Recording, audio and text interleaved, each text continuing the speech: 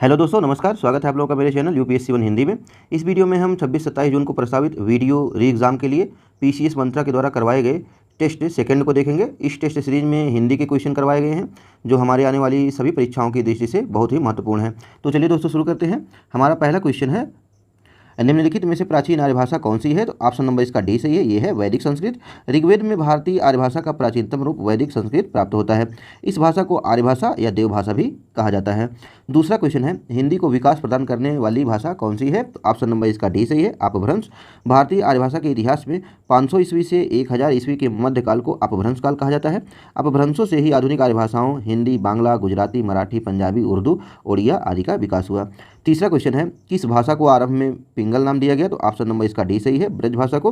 ब्रज भाषा को आरंभ में पिंगल कहा जाता था। वस्तुतः अपभ्रंश की विभिन्न शैलियों से बोलियों का विकास होता है जिसमें पिंगल भी एक कड़ी रही। पिंगल जहां ब्रज भाषा के विकास में सहायक रही, वहीं डिंगल राजस्थानी भाषा का पूर्ववर्ती रूप रही है। अगला क्वेश्चन है, खाला का घर का अर्थ है? तो ऑप्शन नंबर इसका ए सही है, ये है आसान काम। खाला का घर का अर्थ होता है बहुत सहज या सुगम समझना, अर्थात आसान काम। पांचवा क्वेश्चन है, योगदान में कौन सा समास है? तो ऑप्शन नंबर इसका बी सही है, तत्पुरुष समास। योगदान का समास विग्रह योग का दान है, इसमें तत्पुरुष समास है। अगला क्वेश्चन है दोस्तों, निम्नलिखित में से आंख का तत्सम रूप कौन सा है? तो ऑप्शन नंबर इसका बी सही है, अच्छी। आंख का तत्सम रूप अच्छी होता है, जबकि ईदृश दंष्ट्रिका तथा दर्श के तद्भव क्रमशः ऐसा, दाढ़ी और दरस हैं। अगला क्वेश्चन है, निम्नलिखित में से गीध शब्द का तत्सम रूप कौन सा है? तो ऑप्शन नंबर इसका सी सही है, गृध्र। गीध तद्भव शब्द है जिसका तत्सम गृध्र है, जबकि गर्दभ ग्रंथि तथा गंध के तद्भव क्रमशः गधा, गांठ तथा महक हैं। अगला क्वेश्चन है, नीचे दिए गए विकल्पों में से तत्सम शब्द का चयन कीजिए। तो ऑप्शन नंबर इसका बी सही है, गोधूम। गोधूम तत्सम शब्द है जिसका तद्भव गेहूं है। पड़ोसी तथा बहु तद्भव शब्द है, इसका तत्सम क्रमशः प्रतिवेशी तथा वधु है। अगला क्वेश्चन है, रातों रात शब्द में समास है? तो ऑप्शन नंबर इसका सी सही है, अव्ययी भाव। रातों रात में अव्ययी भाव समास है। जिस समास का प्रथम पद अव्यय हो या कोई उपसर्ग हो अथवा पुनरुक्ति सूचक हो, वहां पर अव्ययी भाव समास होता है। अगला क्वेश्चन है, परीक्षा केंद्र में कौन सा समास है? तो ऑप्शन नंबर इसका सी सही है, संप्रदान तत्पुरुष। परीक्षा केंद्र शब्द में के लिए विभक्ति चिन्ह का लोप है जो संप्रदान कारक की विभक्ति है, अतः इस शब्द में संप्रदान तत्पुरुष है। अगला क्वेश्चन है, मालगाड़ी शब्द का समास विग्रह है? तो ऑप्शन नंबर इसका सी सही है, माल के लिए गाड़ी। मालगाड़ी शब्द का समास विग्रह होता है माल के लिए गाड़ी, और मालगाड़ी संप्रदान तत्पुरुष का उदाहरण है। जहां पर के लिए कारक चिन्ह का लोप पाया जाता है वहां संप्रदान तत्पुरुष होता है। अगला क्वेश्चन है हमारा, सत्याग्रह शब्द का संधि विच्छेद कौन सा होगा? तो ऑप्शन नंबर इसका डी सही है, सत्य प्लस आग्रह। सत्याग्रह शब्द में दीर्घ स्वर संधि है जिसका विग्रह सत्य प्लस आग्रह होता है। दो सवर्ण मिलकर जब दीर्घ हो जाते हैं तो दीर्घ संधि होती है। अगला क्वेश्चन है, प्रति प्लस आघात का संधि रूप क्या होगा? तो ऑप्शन नंबर इसका ए सही है, प्रत्याघात। प्रति प्लस आघात का संधि प्रत्याघात होता है, इसमें यण संधि है।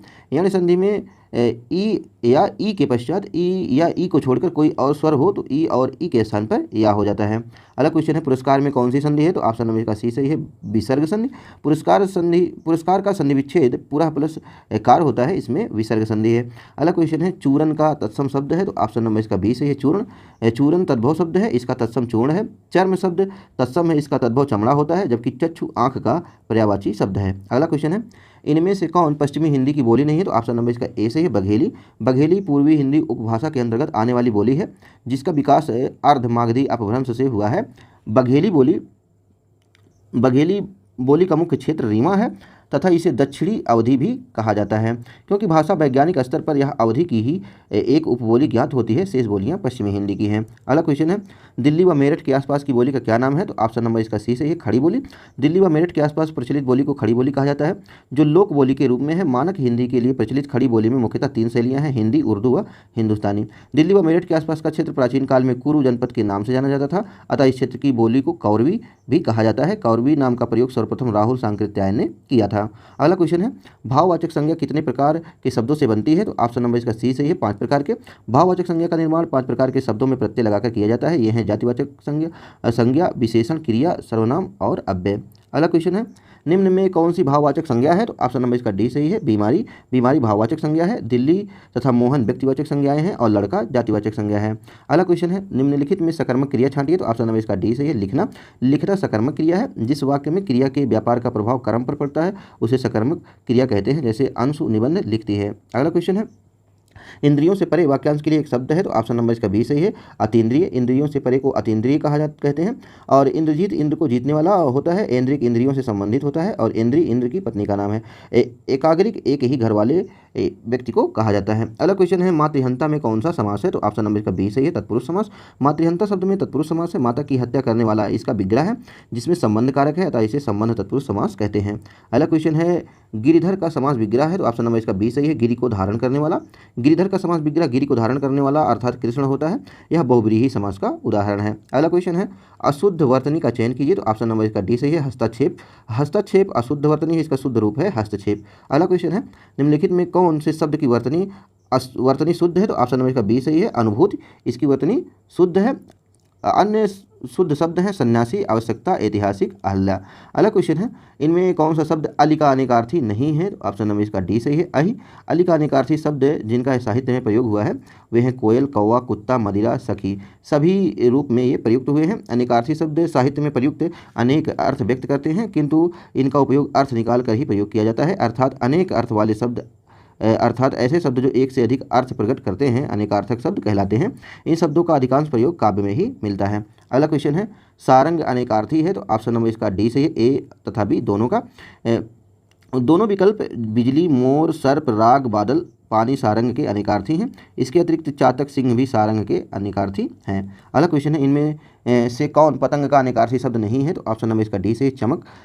पतंग के अनेकार्थी शब्द हैं सूर्य, पक्षी, गुड्डी, पतंगा व नाव, जबकि चमक पानी का अनेकार्थी शब्द है। पानी के अन्य अनेकार्थी शब्द हैं जल, इज्जत, वर्षा। अगला क्वेश्चन है इनमें से कौन एक प्रकार के राक्षस का अनेकार्थी शब्द नहीं है? तो ऑप्शन नंबर ए सही है, गंधर्व।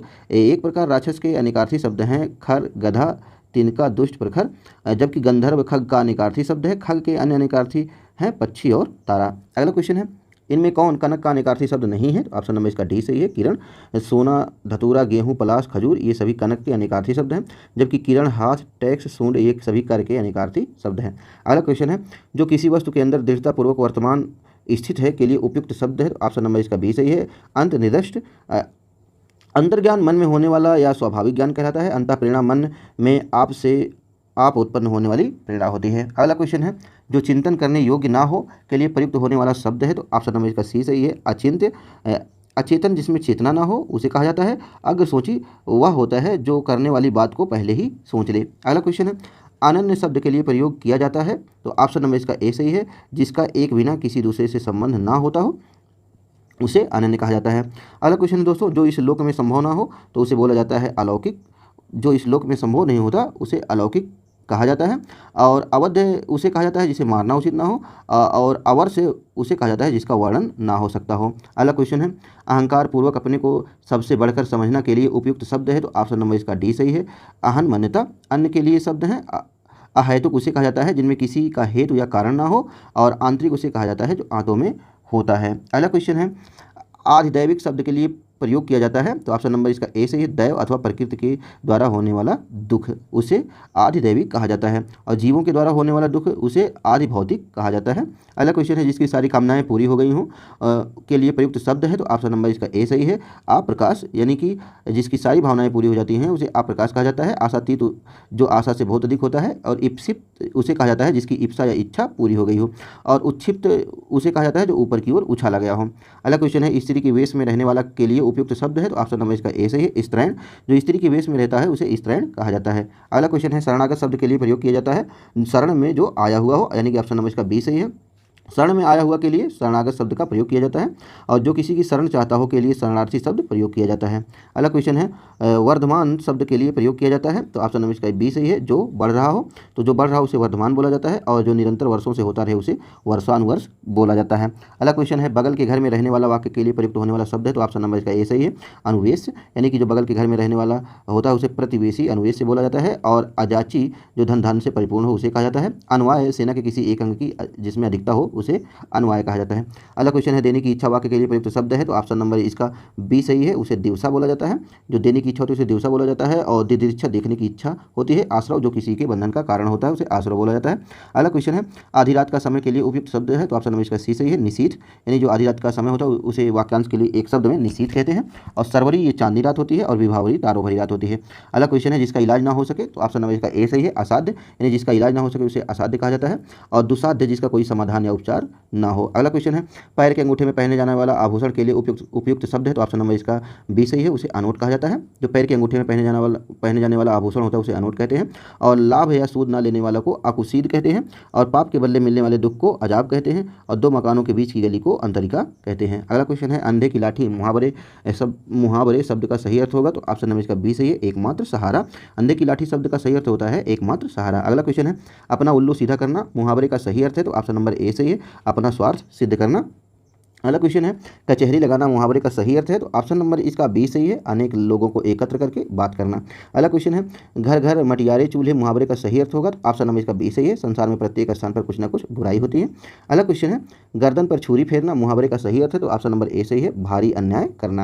यानी कि जिसके साथ भारी अन्याय किया जाए उसे गर्दन पर छुरी फेरना कहा जाता है।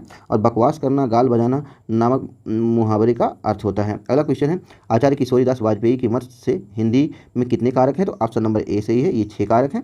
आचार्य किशोरीदास वाजपेयी के अनुसार हिंदी में 6 कारक हैं। संबंध कारक एवं संबोधन कारक का संबंध क्रिया से नहीं बताया है, इसीलिए कुल 6 ही कारक इन्होंने माने हैं। अगला क्वेश्चन दोस्तों देखते हैं। अगला क्वेश्चन है, पीयूष राम को पीट रहा है वाक्य में कारक है, तो ऑप्शन नंबर बी सही है, इसमें कर्म कारक है। उपरोक्त वाक्य में पीटने का प्रभाव राम पर पड़ रहा है, जिस पर प्रभाव पड़ता है वह कर्म कारक होता है। अगला क्वेश्चन है, क्रिया का आधार सूचित करने वाला कारक है, तो ऑप्शन नंबर सी सही है, अधिकरण कारक। आधार को सूचित करने के बोध को अधिकरण कारक कहते हैं। अलग होने या निकलने के बोध से अपादान कारक होता है। अगला क्वेश्चन है, भूखे को अन्न दो और प्यासे को जल, इस वाक्य में कौन सा कारक है, तो ऑप्शन नंबर डी सही है, इनमें से कोई नहीं।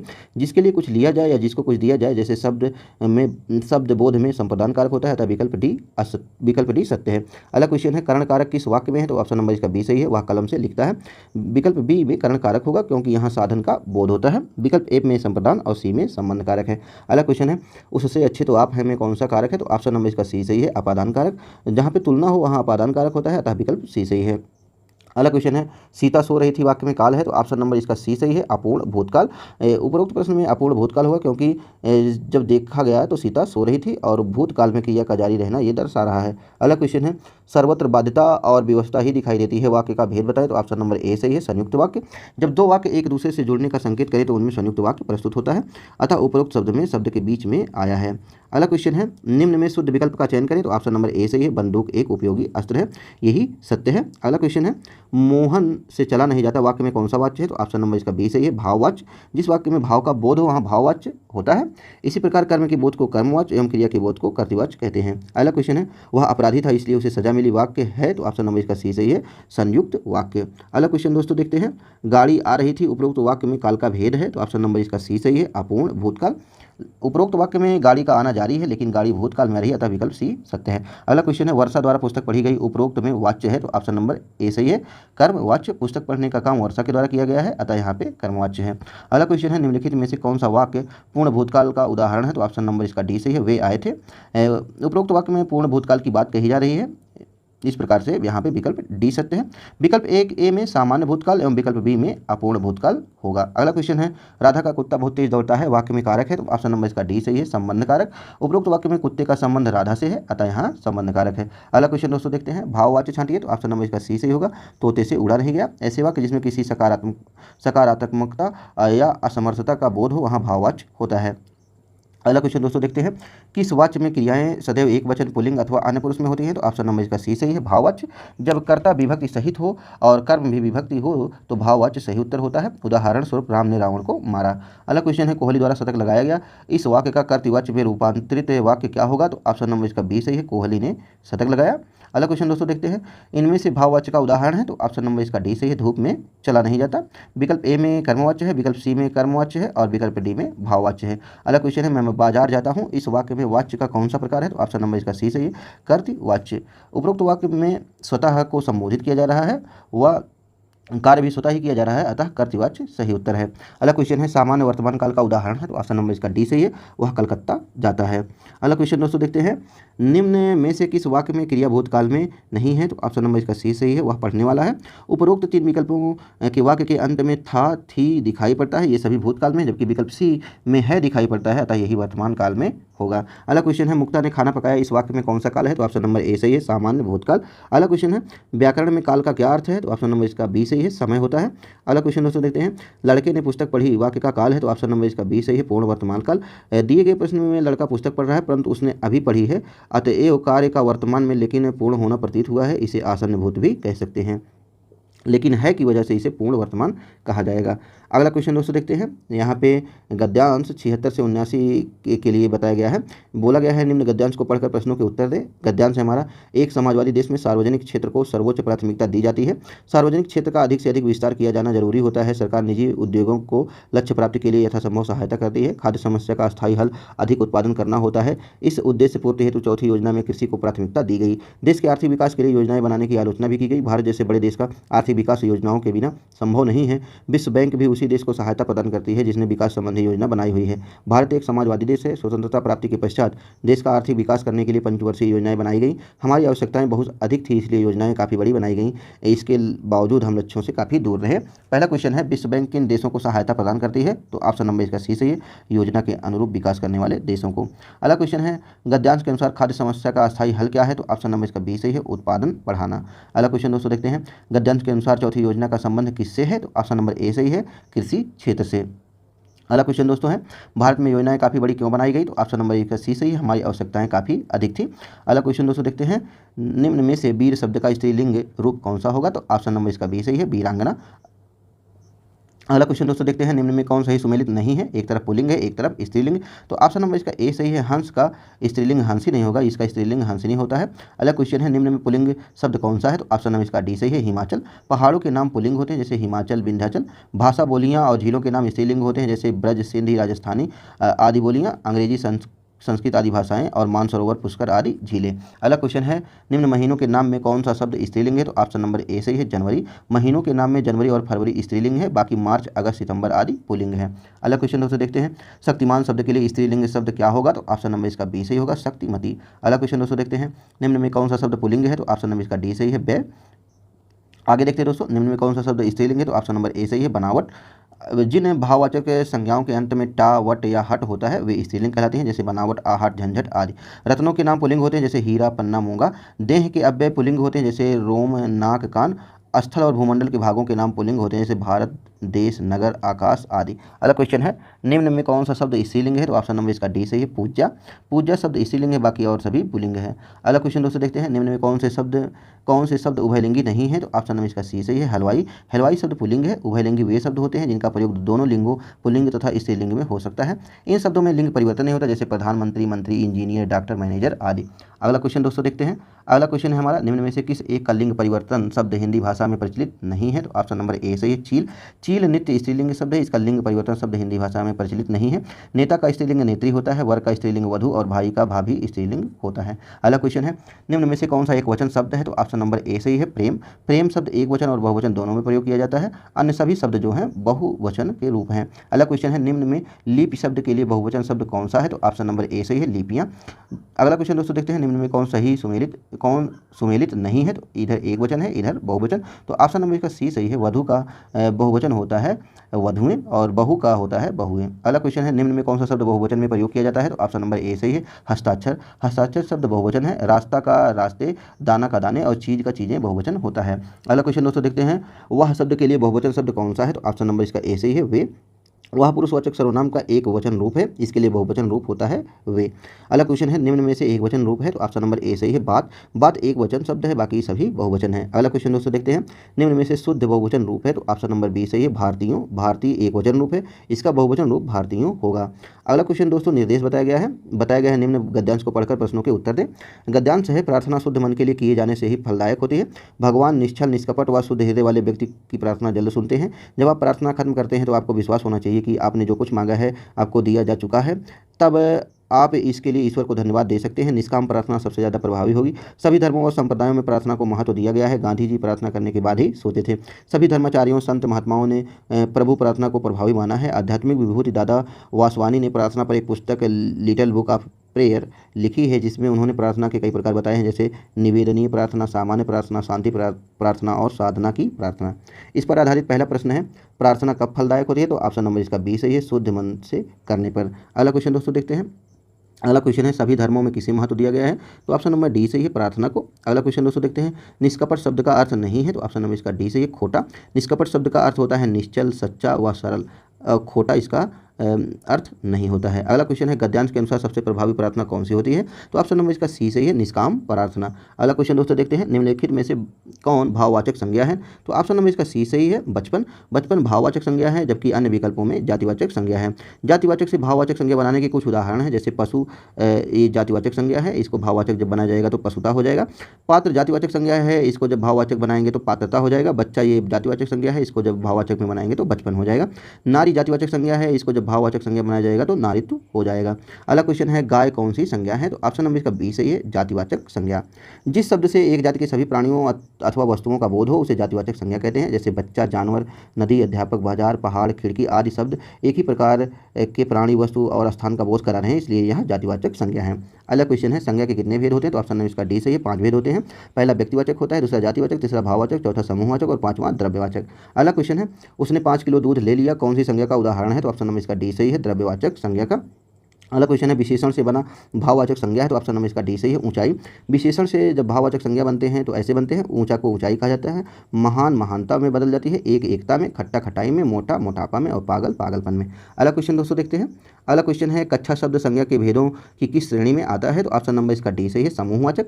जिन संज्ञा शब्दों में किसी भी व्यक्ति या वस्तु के समूह का बोध होता है उन शब्दों को समूहवाचक या समुदायवाचक संज्ञा कहते हैं, जैसे भीड़, मेला, सभा, कक्षा, परिवार, पुस्तकालय, झुंड, गिरोह, सेना, दल, गुच्छा, दल, टुकड़ी आदि शब्द हमें किसी न किसी समूह का बोध कराते हैं, इसलिए ये सभी समूहवाचक हैं। अगला क्वेश्चन है निम्नलिखित में कौन सा ब्राह्मण का पर्यायवाची शब्द नहीं है, तो ऑप्शन नंबर इसका सी सही है, मिलिंद।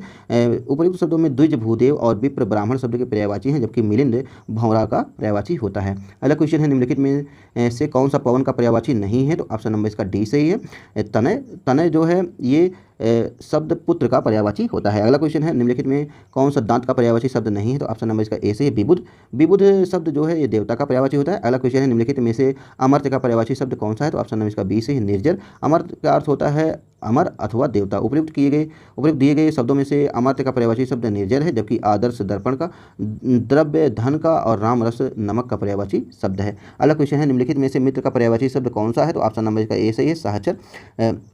उपयुक्त दिए गए शब्दों में से मित्र का पर्यायवाची शब्द सहचर है, जबकि मनोहर, रमणीय का, प्रसून पुष्प का एवं सहगामिनी पत्नी का पर्यायवाची शब्द है। अगला क्वेश्चन दोस्तों देखते हैं निम्नलिखित में से कौन सा सुषमा का पर्यायवाची शब्द है, तो ऑप्शन में इसका बी सही है, शोभा। अगला क्वेश्चन दोस्तों देखते हैं निम्नलिखित में से कौन सा पर्यायवाची की दृष्टि से अन्य सभी से भिन्न है, तो ऑप्शन इसका डी सही है। उपयुक्त में भूप, महीप और नरेंद्र शब्द राजा के पर्यायवाची हैं, जबकि रघुपति ये राम का पर्यायवाची है, इसलिए ये विकल्प अन्य सभी से भिन्न है। अगला क्वेश्चन है पर्यायवाची की दृष्टि से निम्नलिखित में कौन सा युग्म सुमेलित नहीं है, तो ऑप्शन नंबर इसका बी से सही है, राम, सौमित्र।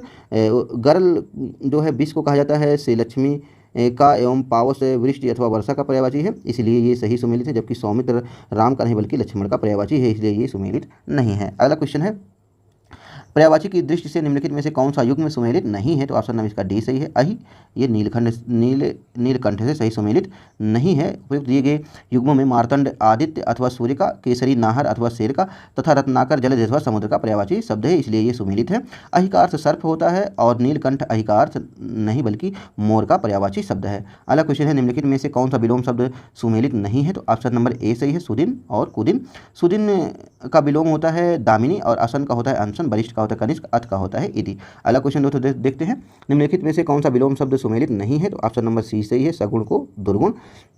ये सही सुमेलित नहीं है, सगुण को निर्गुण कहा जाता है। अगला क्वेश्चन है निम्नलिखित में से कौन सा विलोम युग्म में सुमेलित नहीं है, तो ऑप्शन नंबर इसका सी सही है, उपमेय अनुपादेय। उपमेय का विलोम उपमान होता है। अगला क्वेश्चन है निम्नलिखित में से कौन सा विलोम युग में सुमेलित नहीं है, तो ऑप्शन नंबर इसका डी सही है, यथार्थ आर्जव। यथार्थ का होता है विलोम शब्द कल्पित अथवा आदर्श। अगला क्वेश्चन है निम्नलिखित में से कौन सा विलोम युग में सुमेलित नहीं है, तो ऑप्शन नंबर इसका डी सही है, उद्धव का अनुदात्त। इसका होता है उद्धव का अवसान होता है विलोम शब्द। अगला क्वेश्चन है निम्नलिखित में से कौन सा विलोम युग सुमेलित नहीं है, तो ऑप्शन नंबर इसका बी सही है, झंकृत और दृढ़। झंकृत का विलोम शब्द होता है निस्तब्ध। अगला क्वेश्चन है निम्नलिखित में से असीम का विलोम शब्द है, तो ऑप्शन नंबर सी सही है, ससीम। अगला क्वेश्चन दोस्तों देखते हैं शब्द और उनके विलोम के संदर्भ में कौन सही सुमेलित नहीं है, तो ऑप्शन नंबर इसका सी सही है, आकीर्ण का विलोम साकीर्ण। ये सही सुमेलित नहीं है। आकीर्ण शब्द का विलोम साकीर्ण नहीं बल्कि विकीर्ण होता है। अगला क्वेश्चन है शब्द और उनके विलोम शब्द के संदर्भ में निम्नलिखित में से कौन सही सुमेलित नहीं है, तो ऑप्शन नंबर इसका ए सही है, अर्जित का उपलब्ध नहीं होता है। अर्जित का होता है विलोम शब्द अनर्जित। अगला क्वेश्चन है उन्मूलन का विलोम शब्द है, तो ऑप्शन नंबर डी सही है, आरोपण। अगला क्वेश्चन है निम्नलिखित में से शुद्ध वर्तनी वाले शब्द को चिन्हित कीजिए, तो ऑप्शन नंबर इसका बी सही है, नुपुर। नुपुर शब्द की वर्तनी अशुद्ध है, इसका शुद्ध रूप होगा नुपुर। अन्य सभी विकल्पों की वर्तनी शुद्ध है। अगला क्वेश्चन है निम्नलिखित में से कौन सा वाक्य अशुद्ध है, तो ऑप्शन नंबर इसका सी सही है, मेरी कुछ समझ में ना आया। अगला क्वेश्चन दोस्तों देखते हैं निम्नलिखित में से अशुद्ध वर्तनी वाले शब्द की पहचान कीजिए, तो ऑप्शन नंबर बी सही है, गायकी। गायकी की वर्तनी अशुद्ध है और शुद्ध वर्तनी वाला शब्द है गायकी। अगला क्वेश्चन है निम्नलिखित में से किस शब्द की वर्तनी अशुद्ध है, तो ऑप्शन नंबर इसका बी सही है, अनुग्रहित। इसका अनुग्रहित की वर्तनी अशुद्ध है, इसमें शुद्ध वर्तनी वाला शब्द होगा अनुग्रहित। अगला क्वेश्चन है निम्नलिखित में से कौन सा वाक्य अशुद्ध है, तो ऑप्शन नंबर इसका सी सही है, मैंने भगवत गीता पढ़ा है। इसका ऐसे होना चाहिए, मैंने भगवत गीता पढ़ी है। अगला क्वेश्चन है निम्नलिखित में से कौन सा वाक्य अशुद्ध है, तो ऑप्शन नंबर ए सही है, ऐसे संत पुरुष को भुलाया नहीं जा सकता। ये वाक्य अशुद्ध है, इसका शुद्ध वाक्य होगा ऐसे संत पुरुष को भूला नहीं जा सकता। अगला क्वेश्चन दोस्तों देखते हैं निम्नलिखित में से किस शब्द की वर्तनी शुद्ध है, तो ऑप्शन नंबर डी सही है, एकांतिक। इसकी वर्तनी शुद्ध है। अगला क्वेश्चन दोस्तों देखते हैं निम्नलिखित में से कौन सा वाक्य अशुद्ध है, तो ऑप्शन नंबर सी सही है, मुझे संतोष अनुभव हो रहा है। इसका शुद्ध वाक्य होगा मुझे संतोष हो रहा है। अगला क्वेश्चन है निम्नलिखित में से किस शब्द की वर्तनी अशुद्ध है, तो ऑप्शन नंबर डी सही है, पटाक्षेप। इसकी शुद्ध वर्तनी वाला शब्द होगा पटाक्षेप। अगला क्वेश्चन है निम्नलिखित में से कौन सा वाक्य अशुद्ध है, तो ऑप्शन नंबर सी सही है, इस रोग के लिए कोई इलाज नहीं है। ये अशुद्ध है, इसका शुद्ध वाक्य होगा इस रोग का कोई इलाज नहीं है। अगला क्वेश्चन दोस्तों देखते हैं निम्नलिखित में से अशुद्ध वाक्य कौन सा है, तो ऑप्शन नंबर डी सही है, यहाँ निरामिष भोजन मिलता है। इसका शुद्ध वाक्य होगा यहाँ निरामिष भोजन मिलता है। अगला क्वेश्चन दोस्तों देखते हैं निम्नलिखित में से किस शब्द की वर्तनी अशुद्ध है, तो ऑप्शन नंबर इसका डी सही है, चरमोत्कर्ष। इसका शुद्ध वर्तनी होगा चरमोत्कर्ष। अगला क्वेश्चन दोस्तों देखते हैं निम्नलिखित में से शुद्ध वर्तनी वाले शब्द की पहचान कीजिए, तो ऑप्शन नंबर इसका बी सही है, विदुषी।